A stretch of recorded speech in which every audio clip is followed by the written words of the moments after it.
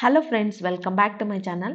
So ఈరోజు మనం మన ఛానల్లో మెంతి కూర పలావ్ చేసుకుందామండి. మీరు చికెన్ పులావ్ వినింటారు, వెజిటేబుల్ పులావ్ వినింటారు. మీకు మెంతి కూర పలావ్ తెలుసో లేదో ఒకసారి కింద కమెంట్ చేయండి. సో అలాగే ఇది ఇంట్లో ఈజీగా చేసుకోవచ్చు. మన హెల్త్ కూడా చాలా మంచిది మెంతి కూర. ఇప్పుడు ఈ ఒక గ్లాస్తో మేము బియ్యాన్ని నానబెట్టుకుందామండి ఒక హాఫ్ అన్ అవర్ దాకా. తర్వాత ఇప్పుడు మసాలా చేసుకుందాము. ముందుగా ఎండి కొబ్బరి లేకపోతే పచ్చి కొబ్బరి అయినా వేసుకోండి. తర్వాత వెల్లుల్లిపాయలని వేసుకోండి. ఒక గడ్డ దాకా వేస్తే సరిపోతుంది. ఇప్పుడు ఒక హాఫ్ ఇంచ్ దాకా అల్లంని వేసుకోండి. ఆ తర్వాత మీరు పచ్చిమిరపకాయలను వేసుకోండి. ఎంత కారం తింటారో అంత. సో ఆ తర్వాత మీరు గుప్పెడంతా కొత్తిమీరను వేసుకోండి. ఆ తర్వాత ఒక గుప్పెడంతా పుదీనాను వేసుకోండి. మీరు ఎప్పటికైనా పచ్చిమిరపకాయలు మిక్సీకి వేసేటప్పుడు కొంచెం ఉప్పు యాడ్ చేయండి. లేకపోతే నల్లగా అయిపోతుంది మసాలా అనేది. సో ఈ విధంగా గ్రైండ్ చేసుకోండి.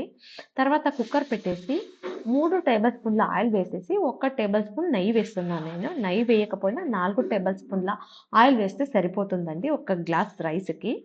సో మనం ఘీ యాడ్ చేస్తే కొంచెం ఎక్కువ ఫ్లేవర్ యాడ్ అవుతుంది. సో టేస్ట్ కూడా చాలా బాగుంటుంది.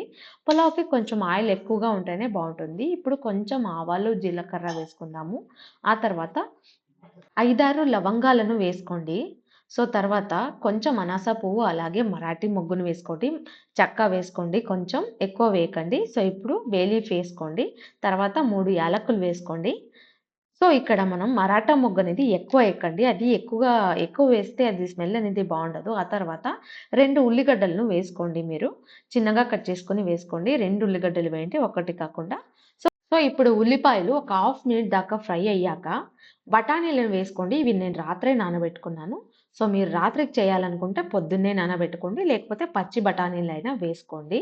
సో ఇప్పుడైతే నేను ఒక గ్లాస్ బియ్యానికి ఒక్క గుప్పెడు అంటే మన అరచేయి పట్టేంత మెంతి కూరను తీసుకోండి. సో ఇదైతే ఒక హాఫ్ కట్ దాకా ఉంటుంది. పెద్ద కట్ అయితే, చిన్న కట్ అయితే ఒక్క కట్టు సరిపోతుందండి.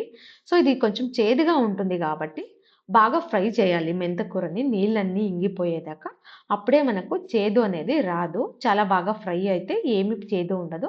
సో ఒక 2 మినిట్స్ దాకా ఫ్రై చేసుకోవాలి. దాంట్లో నీళ్ళంతా ఇంగిపోయినట్టు కనిపించినప్పుడు ఇప్పుడు లాస్ట్‌లో 2 టమోటాలను కోసుకొని వేసుకోండి. సో మెంతి కూర పులావ్ కాబట్టి టమోటాలను వేయాలి. అది కొంచెం చేదుగా ఉంటే ఇది కొంచెం పులుపు యాడ్ అవుతే టేస్ట్ అనేది చాలా బాగొస్తుంది.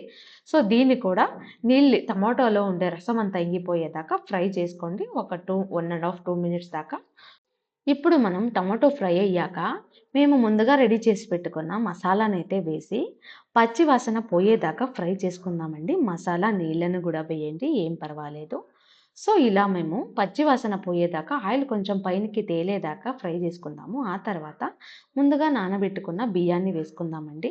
కొత్త బియ్యం అయితే కొంచెం నీళ్ళు ఎక్కువగా పోయండి.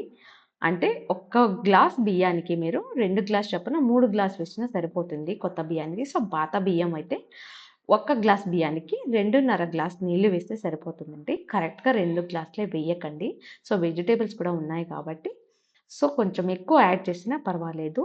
సో ఇలా మసాలా మొత్తం కలిపేయాలి. నీళ్ళు అలాగే మసాలా, బియ్యం మొత్తాన్ని కలిపేయాలండి. అలానే మూత పెట్టేస్తే బియ్యం వేసి సో మసాలా ఒక దగ్గర, బియ్యం ఒక దగ్గర అయిపోతుంది. సో బియ్యం మీరు అలాగే మసాలాని బాగా కలిపేయాలి. సో ఆ తర్వాత నీళ్లు వేసేసి లాస్ట్‌లో ఉప్పు వేసుకోండి. సో ఉప్పు వేసేసి మీరు బాగా కలపండి తర్వాత కూడా. లేకపోతే ఉప్పు ఒకే దగ్గర ఉంటుంది. సో ఇప్పుడైతే కుక్కర్ మూత పెట్టేయండి మీరు. సో మూత పెట్టేసి కుక్కర్‌ది మీరు ఒక 3 విజిల్ రానివ్వండి. నాలుగో విజిల్ రానివ్వకండి, గట్టిగా అయిపోతుంది రైసు.